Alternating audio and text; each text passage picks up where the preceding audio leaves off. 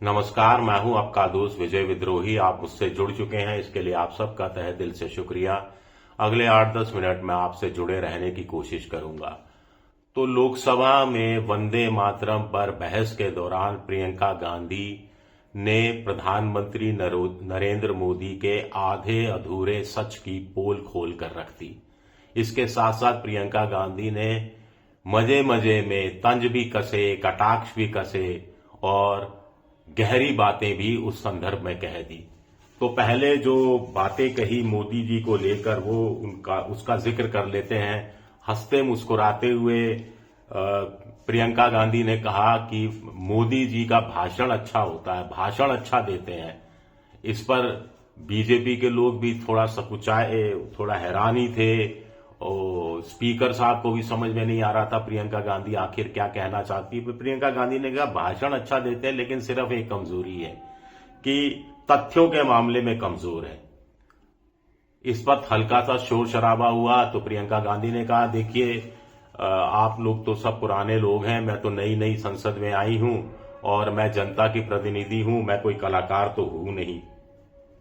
आगे उन्होंने फिर थोड़े से मजे लिए और प्रियंका गांधी ने ये कहा कि जितने साल प्रधानमंत्री मोदी सत्ता में रहे हैं उतने साल तो पंडित नेहरू ने जेल में काट दिए।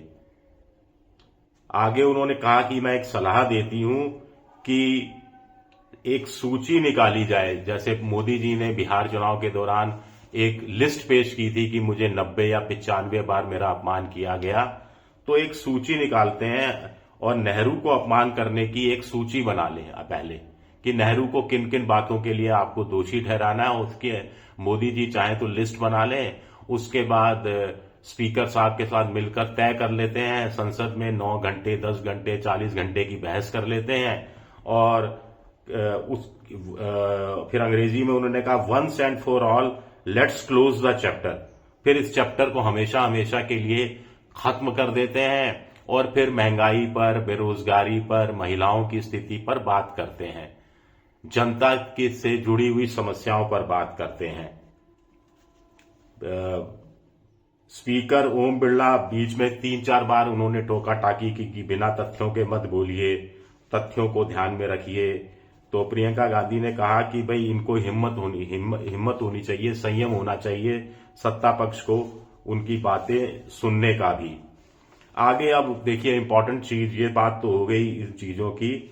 आगे देखिए मोदी जी ने क्या कहा था वंदे मातरम को लेकर, जो ये विवाद खड़ा किया गया है कि वंदे मातरम की पूरा गीत के टुकड़े कर दिए थे कांग्रेस ने, नेहरू ने, और फिर देश के भी टुकड़े हो गए, तो नेहरू जी इन बातों के लिए जिम्मेदार हैं। इसको लेकर बड़ा ध्यान से सुनिएगा आप, बहुत छोटे में बताने की कोशिश करूंगा कि कैसे प्रियंका गांधी ने पोल पूरी की पूरी खोल कर रख दी। बिल्कुल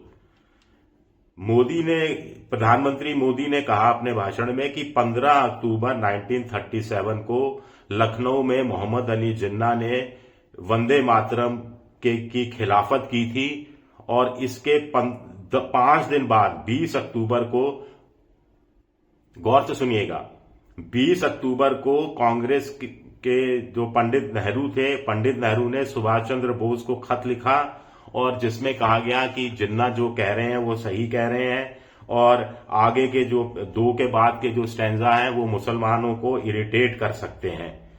तो 20 अक्टूबर को यह खत लिखा जाता है। 26 अक्टूबर को मोदी के अनुसार कांग्रेस कार्य समिति की बैठक कलकत्ता में होती है जिसमें इसकी समीक्षा होती है और 26 अक्टूबर को मोदी जी के अनुसार समझौता हो जाता है, फैसला हो जाता है और वंदे मातरम के पहले 2 पैरा रखे जाते हैं, बाकी के पैरा तुष्टीकरण की नीति अपनाते हुए काट दिए जाते हैं। अब देखिए, अब ये प्रियंका गांधी क्या कह रही हैं। प्रियंका गांधी कह रही हैं कि 15 अक्टूबर को जिन्ना ने जो कहा था वंदे मातरम के खिलाफ वो बात सही है, लेकिन इसके बाद क्या हुआ था कि 17 अक्टूबर को पहले सुभाष चंद्र बोस ने पंडित नेहरू को खत लिखा था। ये बात मोदी जी गोल कर गए।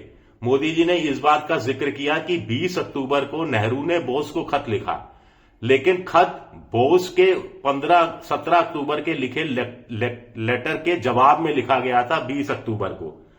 अब 17 अक्टूबर को नेहरू ने क्या कहा, बोस ने नेहरू को जो खत लिखा था वो क्या था, उसमें ये कहा था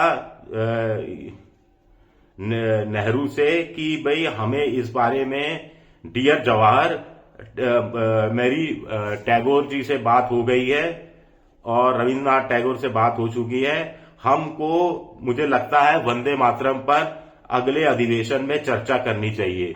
इस बात का जवाब दिया था नेहरू ने 20 अक्टूबर को कि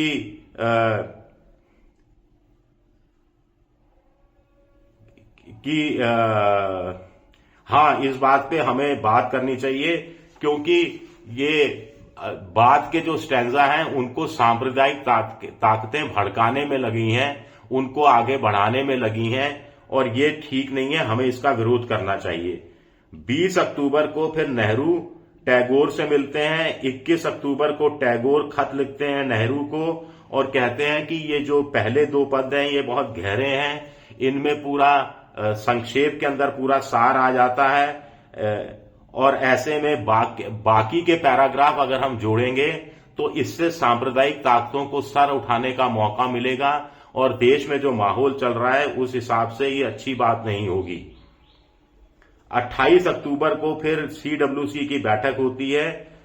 कांग्रेस में कांग्रेस जो है वो वंदे मातरम को राष्ट्रगीत के रूप में घोषित कर देती है और इस बैठक में सरदार पटेल थे, नरेंद्र देव थे, टैगोर थे, सभी लोग मौजूद थे। प्रियंका गांधी ने आगे कहा कि 1950 में डॉक्टर राजेंद्र प्रसाद की मौजूदगी में इसको राष्ट्रगीत घोषित किया गया था वंदे मातरम को, और उस समय डॉक्टर अंबेडकर थे, पंडित नेहरू थे, तमाम दूसरे नेता थे जो 1937 में भी मौजूद थे, प्लस श्यामा प्रसाद मुखर्जी भी मौजूद थे। यानी जो पहले 2 स्टैंजा को राष्ट्रगीत के रूप में मान्यता दी गई, उस मान्यता देने वाली जो कमेटी थी या बैठक थी उसके अंदर श्यामा प्रसाद मुखर्जी खुद शामिल थे।